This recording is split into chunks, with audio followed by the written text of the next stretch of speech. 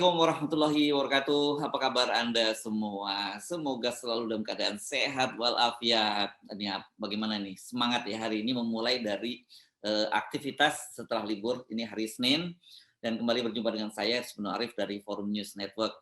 Hari ini rencananya sejuta buruh itu yang tergabung dalam KSPSI. Ya, jadi Konfederasi Serikat Pekerja Seluruh Indonesia itu akan turun ke jalan itu di berbagai kota, tapi di Jakarta seperti biasa nanti akan dipusatkan itu ya di seputaran istana.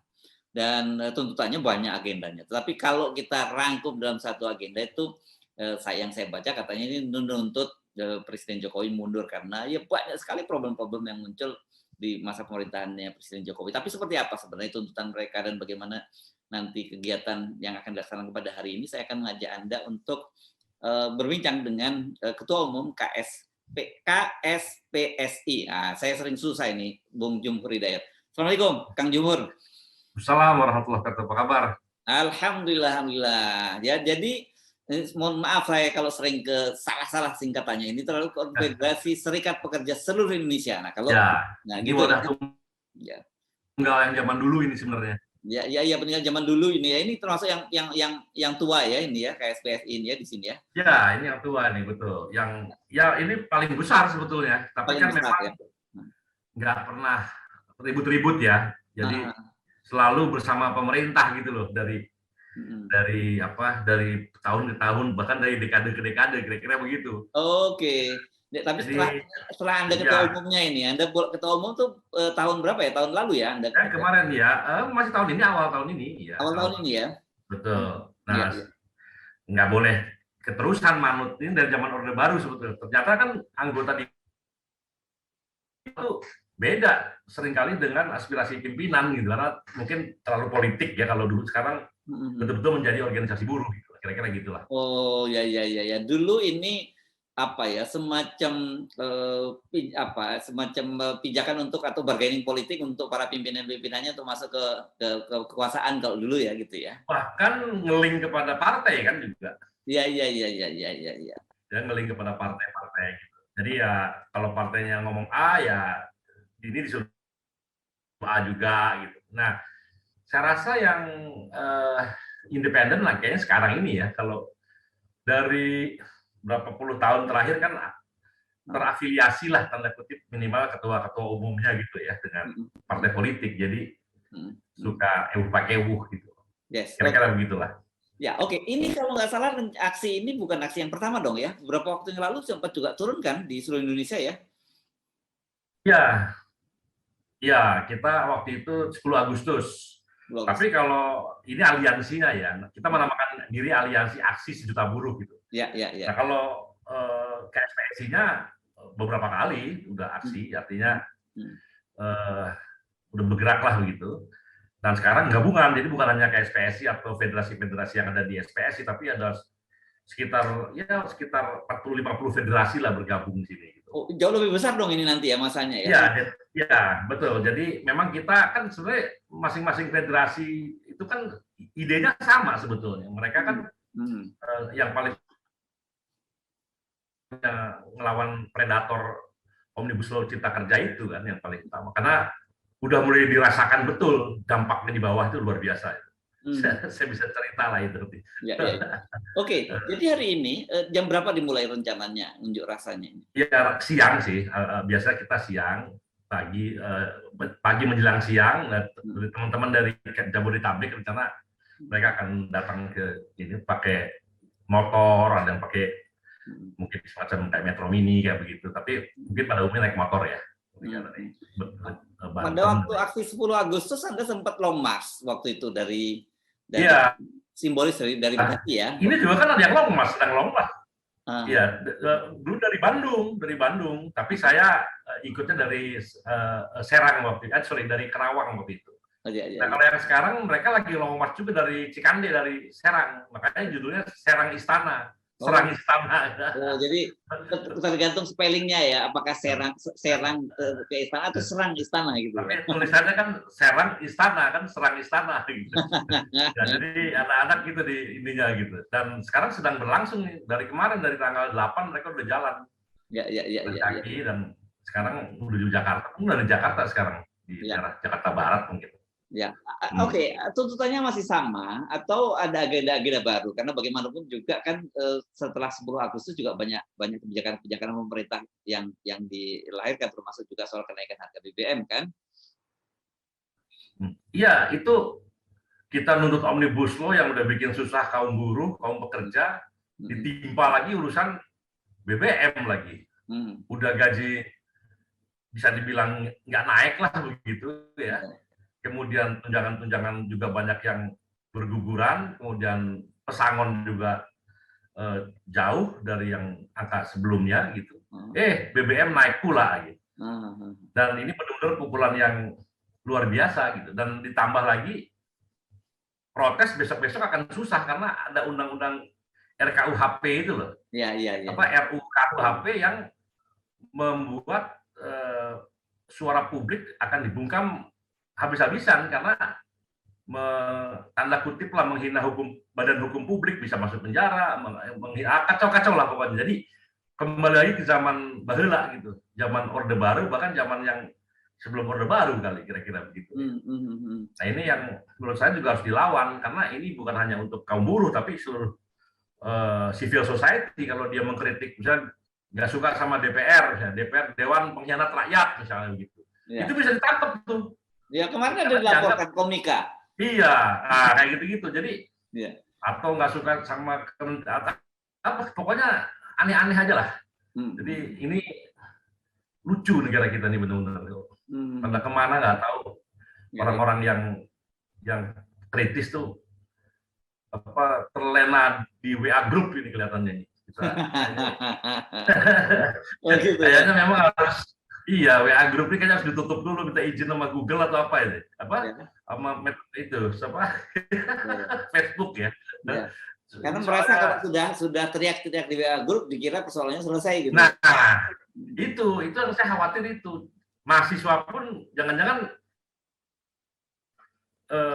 menganggap itu sebagai suatu yang cukup gitu loh, marah-marah di WA group. Nah itu juga mahasiswa udah mulai bergerak lah sekarang. Tuh beda kan bergerak. Ya, enggak ada, saya khawatir. Karena kok beda dengan sebelum-sebelumnya gitu.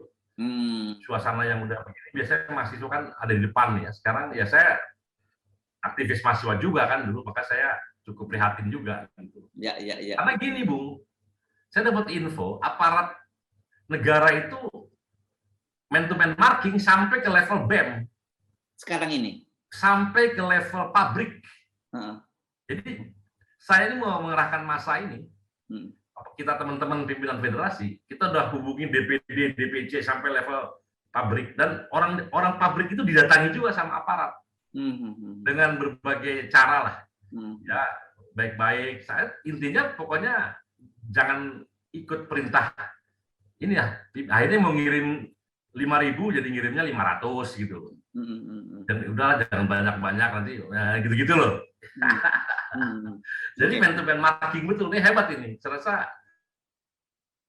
kembali ke zaman baheula lah gitu.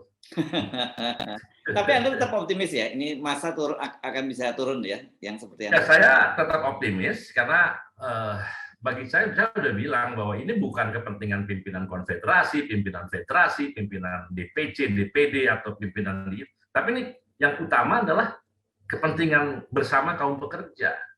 Karena itu tidak fair juga kalau ingin ada perubahan hanya mengandalkan pimpinan gitu. Dan pimpinan alat yang paling pamungkas itu selain dialog-dialog tidak berhasil, ya maka adalah kita sama-sama.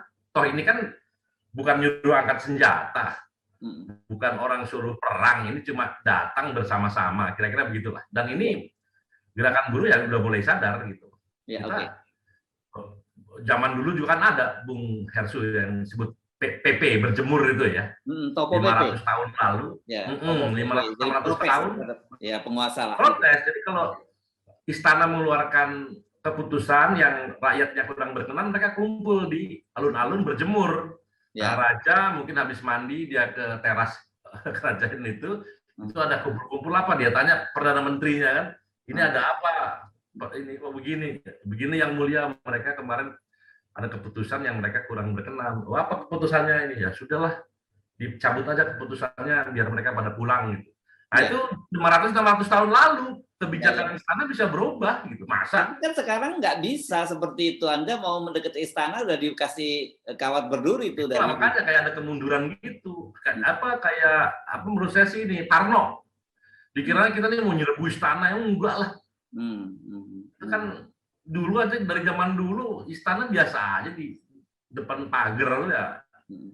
Malah justru melihat fakta si yang berkuasa itu kelihatan dari dalam istana. Oh, ada orang demonstrasi. Zaman kerajaan aja biasa lihat alun-alun. Sekarang orang di istana nggak bisa lihat apa-apa dia. Yang dia lihat cuma pohon-pohonan doang. Rakyat protes nggak kelihatan. Kacau aja. Sama kawat berduri. Iya, dia menjauhkan diri. Malah tembok ya. Tembok gitu.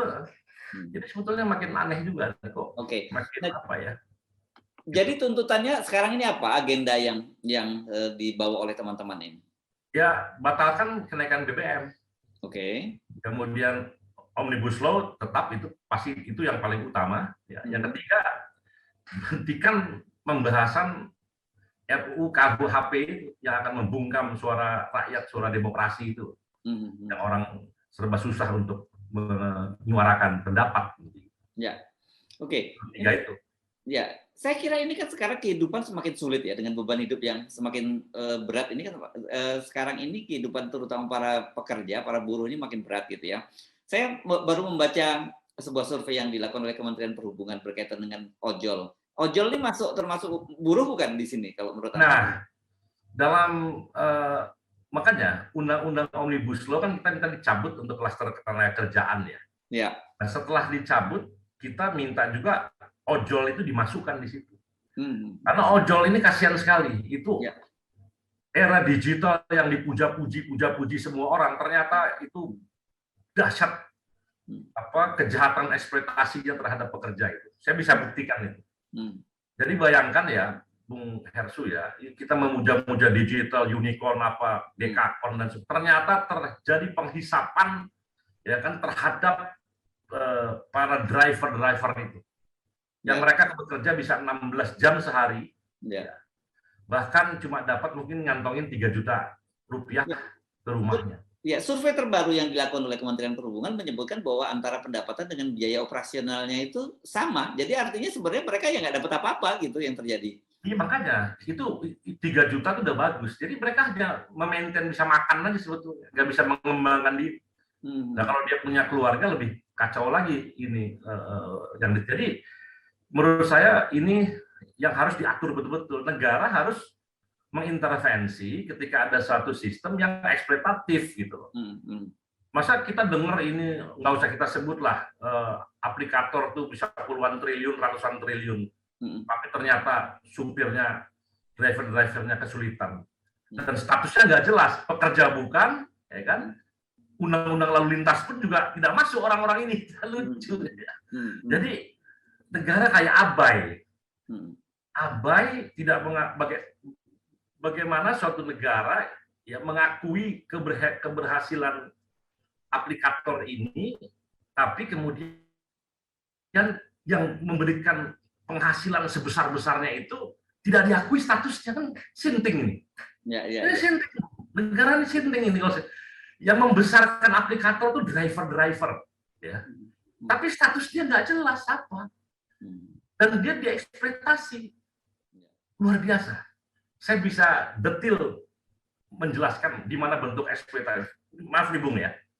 Zaman dulu ketika kapitalisme katakanlah berkembang, yang dikenal itu adalah pemilik modal dengan orang yang menjual tenaga. Itu kan Bung? Orang jual tenaga, jadi pegawai bekerja dengan orang punya modal. Terjadi proses produksi dan untung kan gitu. Keuntungannya dibaginya sedikit kepada pekerja. Pada zaman kapitalisme awal. Jadi orang nggak punya apa-apa, cuma punya tenaga. Sekarang Bung, kalau ada 4 juta, 5 juta, ojol, satu motor 15 juta, itu 60 triliun modalnya itu. Itu mereka tuh punya modal. Dan tenaga 15 jam, 12 jam nyupir itu tenaga plus modal, tapi dengan penghasilan yang luar biasa rendahnya. Ini jahat, Bung. Ini jahat. Ini harus dirubah, negara harus intervensi. Nah, Omnibus Law yang kita desak untuk dicabut itu, kalau dibikin lagi, kita akan masukkan unsur itu ke dalamnya. Biar jelas perlindungan terhadap mereka. BPJS juga nggak diatur, bahkan mati di jalan juga sangat riskan sekali lah pokoknya. Asuransi dan sebagainya untuk jadi mereka ini luar biasa.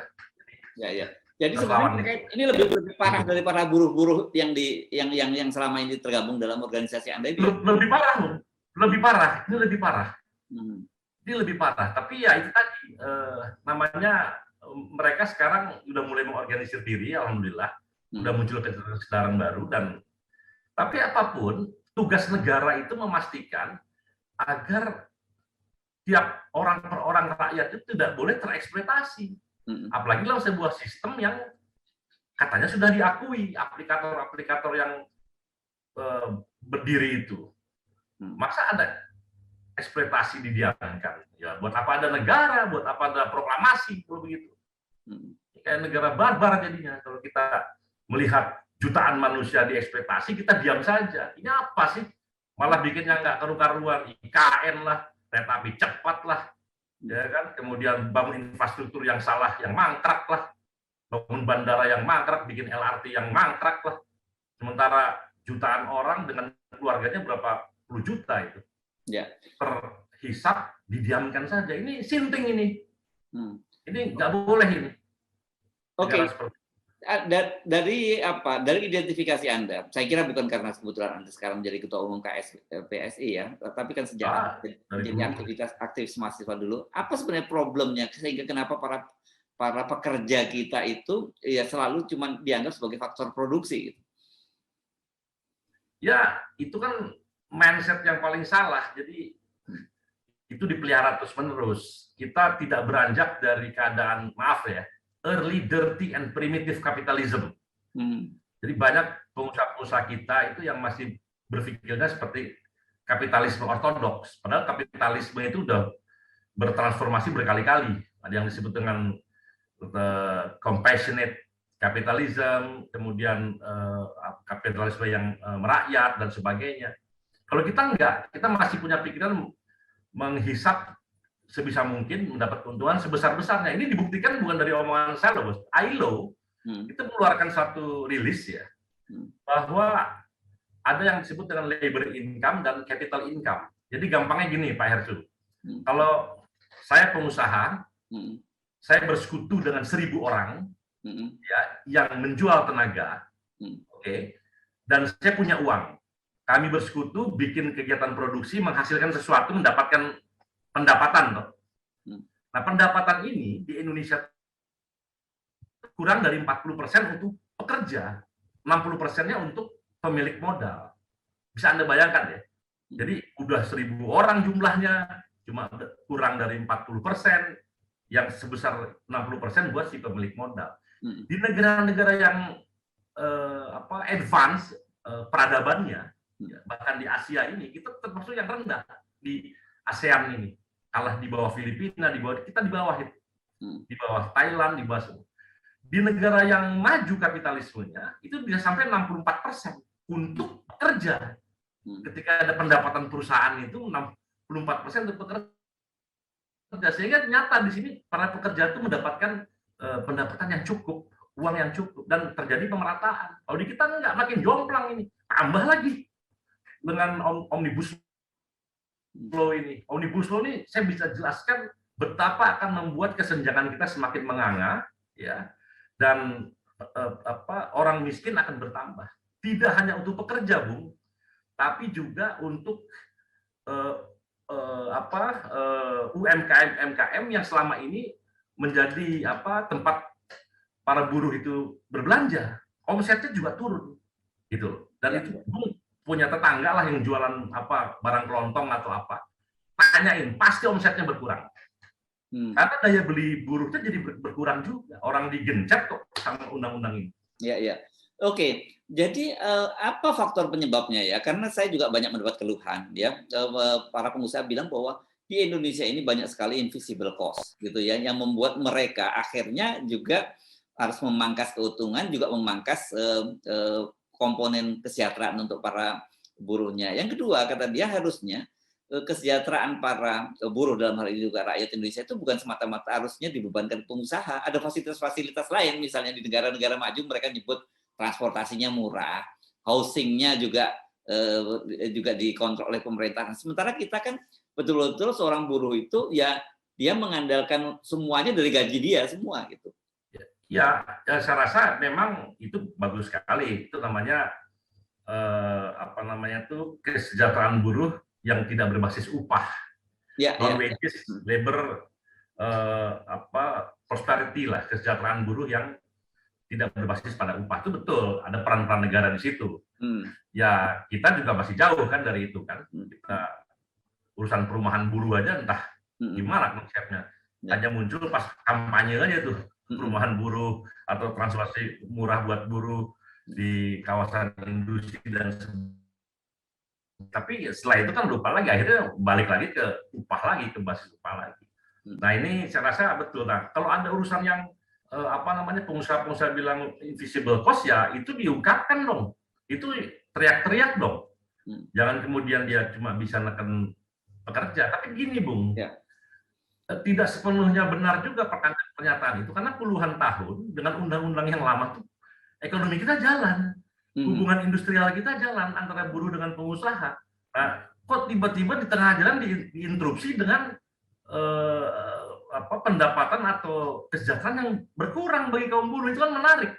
Kecuali ini sudah berpuluh-puluh tahun seperti ini, enggak, ini selama Undang-Undang 13 2003 itu kan udah berapa tahun? 20 tahun ya. Itu pertumbuhan ekonomi juga naik, semua naik, happy-happy aja itu. Tiba-tiba sekarang diinterupsi dengan satu undang-undang yang memberikan kesejahteraan lebih rendah kepada pekerja. Ini urusannya apa? Saya sih lebih senang ini secara ekonomi politik, Bu, adalah cara penguasa ya untuk membayar cash kepada kaum oligarki yang membiayai para penguasa itu ketika mereka mendapatkan kedudukan itu. Di berbagai jenjang.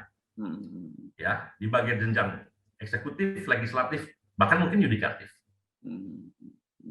Nah, bayar cash-nya itu, Bung, asal Bung tahu aja, itu dari kaum buruh. Jadi kaum buruh lah yang membayar hutang penguasa yang mendapat uang dari oligarki untuk berkuasa. Ya. Hutang itu dibayar sama kaum buruh. Saya bisa kasih contoh gini, Bu. Ya. Oke ya. Ini saya nggak usah sebut nama lah. Ada pengusaha raksasa, saya tahu persis.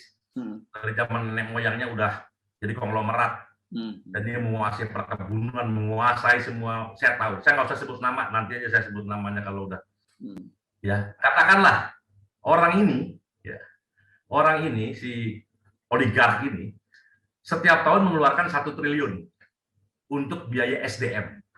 Ya, misalnya untuk gaji, pesangon, uang lebaran, apa THR, katakan 1 triliun. Gitu, Bung ya. Puluhan tahun bisa tuh. Tiba-tiba sekarang ada undang-undang kamu boleh 600 miliar saja mengeluarkan, nggak usah 1 triliun. Karena si oligark ini, lah kok sekarang boleh 600 miliar ya dengan undang-undang Omnibus Law ini? Iya boleh, karena peraturannya diturunkan menjadi 600 miliar, tidak perlu 1 triliun. Artinya yang 400 miliar itu uang bayar hutang itu. Kekuasaan yang membayar hutang kepada oligark. Saya jengkel betul itu. Ini saya mengundang orang-orang untuk mengertilah masalah. Dan Anda bayangkan ada berapa banyak sekarang yang berapa ratus triliun yang tertahan, bahkan 1000 triliun tertahan dengan undang-undang ini. Itu Bung. Jadi saya melihat ekonomi politiknya itu. Jadi bayar hutang. Di berbagai jenjang itu. Makanya dengan mudah disetujui dengan cara sembunyi-sembunyi bahkan. Dan itu dikonsolidasi semua kekuasaan ya, mulai dari semua dikontrol oleh eksekutif gitu ya. Iya, dan DPR juga begitu, dan yang terakhir Mahkamah Konstitusi. Ya, itu dia poinnya. Ada undang-undang keputusan ya yang boleh berbuat kejahatan selama 2 tahun. Itu kan keputusannya MK itu kalau saya terjemahkan dengan bersyarat itu ya. Ya, jadi ini barang inkonstitusional, tapi boleh dilakukan selama 2 tahun. Kan sinting itu keputusannya. Tidak mungkin tanpa ada intervensi yang luar biasa. Bahkan sekarang ada yang diganti lagi hakim, katanya isunya gara-gara dia punya ide soal omnibus law batal itu. Mereview undang-undang yang jadi inisiatif dari DPR. Jadi gini bos, kita sebagai orang yang bernegara berbangsa, sesuatu yang dinyatakan inkonstitusional artinya itu jahat terhadap rakyat. Itu dulu definisinya. Kita gampangin aja. Sesuatu yang dinyatakan inkonstitusional, maka itu adalah jahat terhadap rakyat. Kan kira-kira gitu ya. Nah sekarang undang-undang itu dinyatakan inkonstitusional. Nah kemudian boleh berlaku 2 tahun. Berarti boleh berbuat kejahatan kepada rakyat selama 2 tahun. Kan keputusan sinting itu. Nggak mungkin itu. Logika, hanya Rocky Gerung deh. Akal sehat nggak mungkin nyampe. Saya mencatat Anda tadi menyatakan kata sinting ini kalau nggak salah udah 4 kali loh. Jadi ini semua sinting semua. Kalau sinting itu sebenarnya kan tidak masuk akal sebetulnya. Kata-kata itu kan kalau Rocky dungu lah. Kalau saya sinting itu mirip. Yang pasti kebijakan yang sinting gitu. Oke, tapi apakah kan dari berkali-kali ini kan bukan hanya yang pertama kali teman-teman buruh turun ke jalan gitu ya. Dan kesannya seperti sebuah pepatah dulu bahwa ada anjing menggonggong kafilah berlalu. Kelihatannya pemerintah nggak peduli. Anda mau turun 1 juta, mau turun berapapun nggak peduli. Gitu. Ya saya rasa juga ini yang saya mau sampaikan kepada Bung, bahwa memang gerakan buruh dan lain-lain itu tidak terkonsolidasi. Nah saya inilah sekarang mau mencoba, kalau kita demo 1.000 orang, 1.000, 2.000 orang, 1.000, itu udah sering lah, udah ratusan kali. Mungkin ribuan kali kalau di seluruh Indonesia itu. Demonya 500 orang, 1.000 orang, tiap federasi sendiri-sendiri, ya kan ada sekian 100 federasi atau 50 federasi, demonya sendiri-sendiri. Nah sekarang kita coba bahwa kita nih bersama, prihatin bersama, ayo kita bareng-bareng gitu. Nah ini memang yang skala besar belum ada, Bung. Jadi yang kemarin 10 Agustus, Bung mungkin bisa lihat di media-media itu. Ya, kalau kata tribun kan 300.000 gitu loh, yang kemarin. Nah, kita lihat aja yang besok ini berapa yang turun. Pokoknya intinya kita tidak boleh rusuh, tidak boleh. Kita cuma menunjukkan kayak PP tadi, udah berjemur aja lah di jalanan itu loh. Kita protes terhadap undang-undang itu, nggak usah bikin apa-apa. Teriak-teriak pun nggak usah kalau perlu ya kan. Duduk aja udah gitu. Kalau kita tebarkan spanduk ini kita minta dicabut. Kita lihatlah, belum nggak berhasil ya nggak apa-apa juga. Emang perjuangan harus berhasil, Bu. Nggak boleh, yang nggak boleh itu Anda menyerah terhadap idealisme kita. Yang menyatakan, oh ternyata Omnibus Law itu benar ya, itu sinting. Kita itu artinya kita menyerah. Kalau kalah nggak apa-apa, Bung. Oke, soal yang saya ada flyer-flyer yang menyebar juga yang menyebut bahwa ini tuntutannya adalah Presiden Jokowi mundur nih, apa ini maksudnya? Ya, jadi gini, kita setiap aliansi ini sudah aksi, sebenarnya gini, kalau aksi besarnya kemarin tanggal 10 Agustus, kemudian diikuti dengan beberapa aksi yang parsial ya. Jadi, tapi tetap teman-teman kita juga, dan kemudian itu dulu tuntutannya cabut Omnibus Law. Ya, sekarang adalah ada 3 hal tadi, ya, BBM, Omnibus Law, dan RKUHP. Plus kalau Bapak Jokowi yang amat berhormat ini tidak menghiraukan, ya kami mohon Bapak mundur. Karena mungkin kalau Bapak mundur ada presiden yang menggantikan, siapa saya nggak tahu, mau mencabut ini gitu. Kira-kira begitu. Terus nggak mau mundur, ya nggak apa-apa juga, santai aja. Emang kita bisa maksa kan? Nggak boleh maksa. Kalau mohon kan bisa. Tapi kita lihat permohonan kita itu disertai dengan keseriusan nggak? Keseriusan itu adalah dengan berapa banyak orang yang akan bisa dihadirkan. Ya Anda serasa kalau diminta sama 1 orang sama diminta sama 1 juta orang kan beda dong. Orang datang ke rumah Anda, Pak, Bapak ini, tapi yang datang banyak yang 1 kan beda. Oke, besok ini artinya selain di Jakarta seperti yang kemarin juga itu kota-kota lain di seluruh Indonesia dilaksanakan. Ya, di beberapa kota kita sudah dapat informasi untuk bergerak bersama. Kira-kira begitu. Nah, jadi di gimana Sulawesi Selatan, besok itu Medan. skenario-nya gimana yang mau dilakukan oleh teman-teman ini? Ya kita protes saja, menyampaikan pikiran kita, gagasan kita, dan kita disederhana itu aja kok. Ya. Dan Sekarang di mana? kita minta Kalau ke istana ya, bukan ke DPR ya? Ke istana, kemarin ke DPR, sekarang ke istana. Gitu. Ya, ya. Nah, jadi kalau ini nggak dihiraukan, ya kita pulang dulu ke rumah mungkin kan. Kita akan bicara lagi untuk gelombang aksi yang berikut. Barangkali tuntutannya lebih dari itu. Gitu. Oke. Ya. Ya, karena kita meningkatkan eskalasi tuntutan juga. Tuntutan ini nggak dihiraukan, kita naikkan lagi. Ini nggak dinaikkan, kita naikkan lagi. Ya, kita lihat nanti seperti apa.